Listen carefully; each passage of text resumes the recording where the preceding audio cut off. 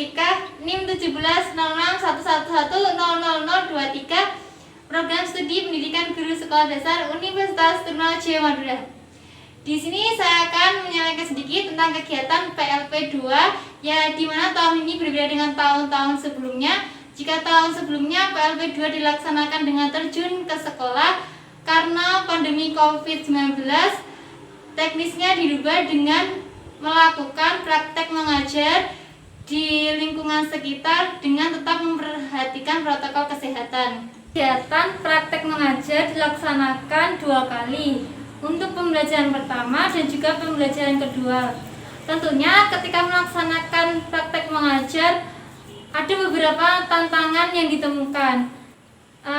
Antara lain, pertama, siswa cenderung kurang aktif ketika guru menyampaikan materi. Yang kedua, siswa kurang bersemangat ketika pembelajaran. Mungkin dikarenakan karena siswa terlalu lama belajar di rumah sehingga mereka merasa bosan dan merasa ingin bermain terus. Sehingga ketika pembelajaran mereka cenderung diam dan kurang bersemangat mengikuti pembelajaran yang diberikan oleh guru. Solusinya, guru harus pandai-pandai menghidupkan suasana ketika pembelajaran. Semisal, sebelum mulai pembelajaran, guru memberikan ice breaking kepada siswa agar memberikan semangat siswa untuk belajar. Kemudian ketika pembelajaran, guru menyelipkan ice breaking untuk menambah semangat siswa agar siswa tidak jenuh atau bosan karena hanya belajar saja. Kemudian metode, guru menggunakan metode yang dimana siswa bisa aktif, misal tanya jawab ataupun diskusi bersama dengan siswa.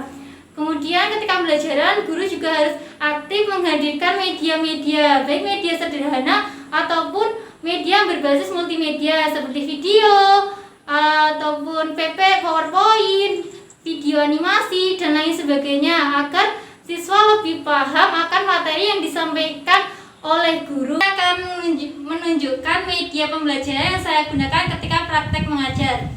Untuk pembelajaran pertama, saya menggunakan kelas 5 dengan mengambil tema 3, subtema 1, pembelajaran 5 dengan materi IPA, Bahasa Indonesia dan juga SPDP. Dalam pembelajaran saya menggunakan media yang saya beri nama OPA, organ pencernaan manusia, sebagai media untuk menjelaskan materi IPA.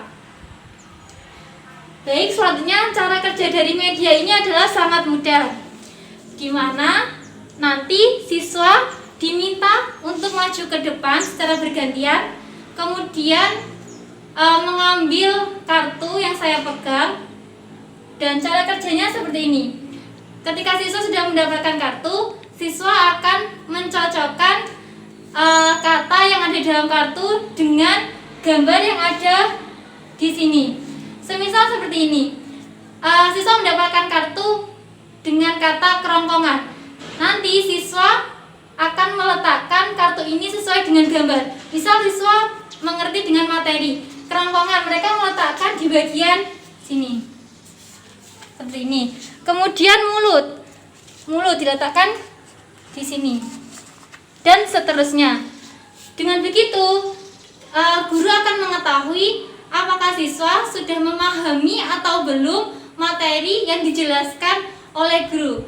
Di akhir pembelajaran, guru akan mereview jawaban dari siswa. Apakah dari jawaban siswa itu benar atau salah? Seperti ini.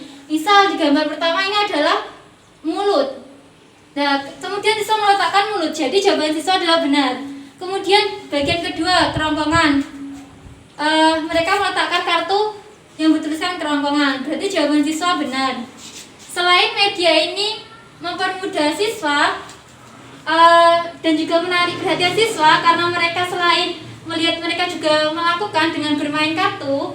Di sini siswa juga dapat mengetahui fungsi dari organ ini dengan membuka kartu yang ada di sini.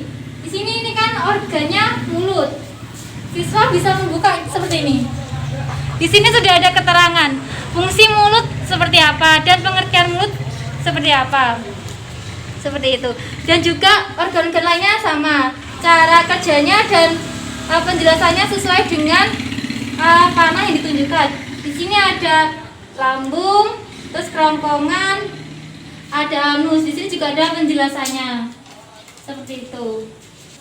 Untuk pembelajaran kedua tetap dengan kelas 5, tema 3, subtema 1, pembelajaran 6 dengan materi Bahasa Indonesia, SBDP dan juga PPKN. Fungsi dari media ini adalah untuk memberikan pemahaman dan kejelasan kepada siswa agar siswa mudah mengingat tentang alat musik yang ada di Indonesia beserta daerah asalnya. Cara kerja media ini adalah nanti siswa maju ke depan untuk mengambil kartu, kemudian nanti siswa diminta untuk menancapkan kartu sesuai dengan gambar.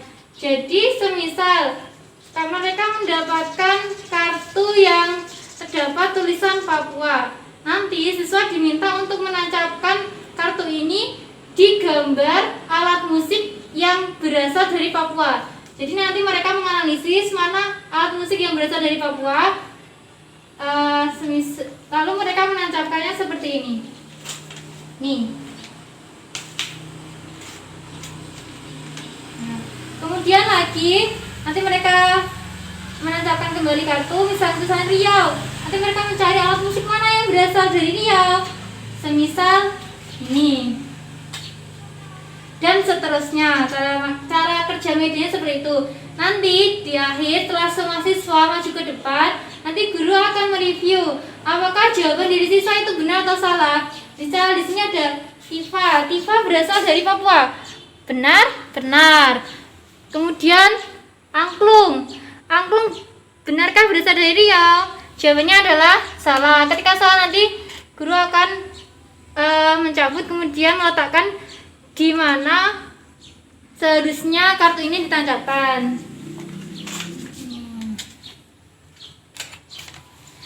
Dengan begitu siswa akan mudah untuk ingat alat-alat musik tradisional yang ada di Indonesia beserta daerah asalnya.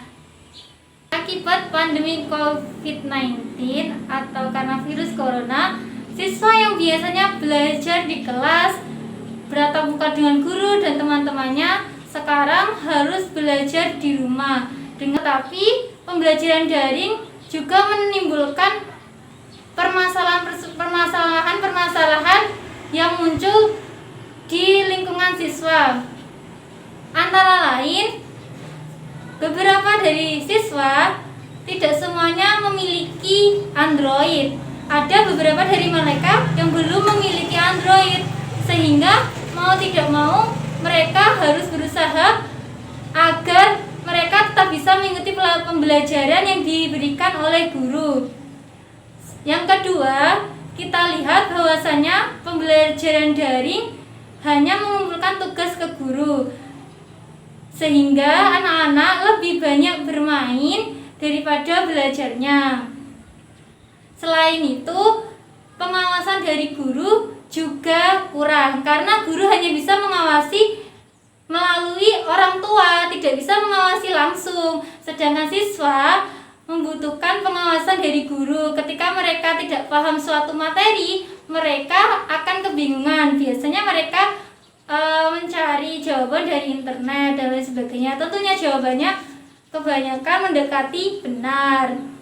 Kemudian dari segi orang tua, di pembelajaran daring, orang tua memiliki peran yang begitu besar terhadap siswa, di mana yang biasanya siswa ketika belajar didampingi oleh guru di sekolah, sekarang yang mendampingi mereka belajar adalah orang tua. Sedangkan orang tua tidak seluruhnya memiliki waktu luang untuk anaknya. Mungkin ketika pagi mereka bekerja sampai sore, nanti ketika malam pasti sudah capek. Sedangkan siswa tentunya ketika diberi pelajaran itu dari pagi sampai siang. Untuk itu orang tua di sini juga memiliki kesibukan sendiri. Jadinya pengawasan terhadap siswa itu juga kurang, dan tidak semua orang tua itu memahami teknologi. Mungkin ketika orang tua orang tua yang berada di kota mungkin mereka mengerti, tapi ketika orang tua yang berada di desa belum tentu mereka memahami tentang teknologi seperti itu. Untuk solusinya yaitu guru harus pandai-pandai membuat pembelajaran daring yang dimana siswa tetap bisa memahami atau materi yang disampaikan itu bisa sampai kepada siswa dengan tepat, dimana guru itu harus pandai-pandai memberikan tugas yang tidak hanya sekedar memberikan soal kemudian siswa menjawab, tapi guru juga bisa memberikan soal itu dalam bentuk seperti mereka diminta untuk melakukan percobaan atau mereka diminta untuk membuat video entah itu video mereka melakukan percobaan atau yang lain sebagainya, yang dimana pembelajarannya mereka tuh dari segi keterampilan tetap terlihat dari mereka melakukan apa yang ditugaskan oleh guru dan dapat dilihat dalam video tersebut. Dalam pembelajaran daring, guru harus pandai-pandai memilah strategi, metode, fasilitas yang digunakan untuk pembelajaran agar siswa tidak merasa terbebani, tapi materi yang disampaikan bisa dan mampu dipahami dengan baik oleh siswa. Guru harus mengetahui kondisi siswa, di mana ketika mereka mampu untuk melaksanakan pembelajaran daring dengan menggunakan aplikasi seperti Google Meet, WhatsApp, psikologi, atau aplikasi pembelajaran lainnya, guru bisa secara kreatif memberikan pembelajaran melalui aplikasi tersebut, bisa melalui dengan tatap muka ataupun dengan mengirim video kegiatan percobaan dengan video keterampilan mereka dan lain sebagainya.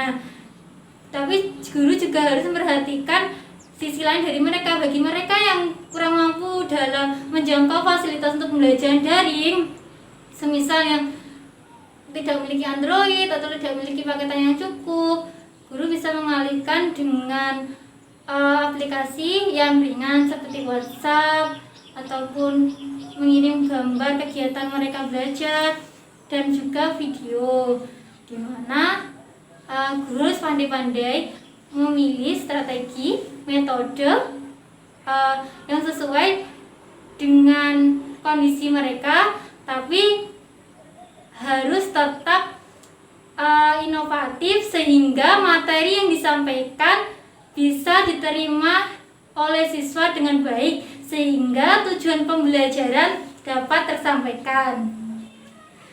Mungkin cukup itu dari saya mengenai kegiatan PLP 2 ini. Semoga bermanfaat. Apabila ada kurang lebihnya, saya mohon maaf yang sebesar-besarnya. Saya akhiri. Wassalamualaikum warahmatullahi wabarakatuh.